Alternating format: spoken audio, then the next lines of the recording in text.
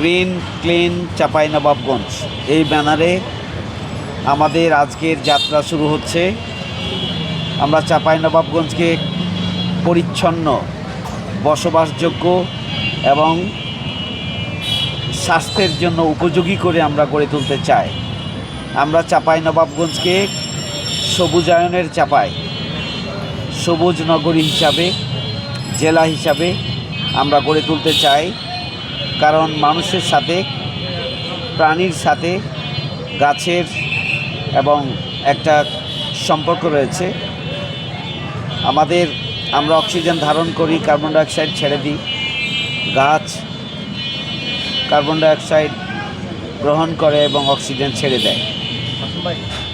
এই যে একটা কানেক্টিভিটি, এই কারণেই আমরা আমাদের চাপাইকে আমরা একদিকে পরিচ্ছন্ন আমরা করতে চাই, পরিষ্কার করতে চাই। আমরা এটাকে বসবাসের উপযোগী করতে চাই, স্বাস্থ্যকর করতে চাই। আমরা পাশাপাশি সবুজের চাপাই হিসাবে আমরা আমাদের চাপাইকে গড়ে তুলতে চাই। আমরা আমাদের ইশতেহারে বলেছিলাম যে আমরা ক্লিন চাপাই, গ্রিন চাপাই।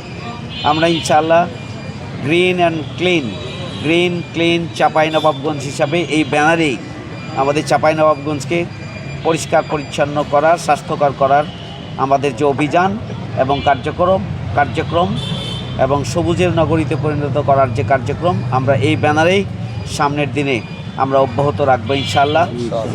পরিষ্কার পরিচ্ছন্নতা ইমানের অঙ্গ।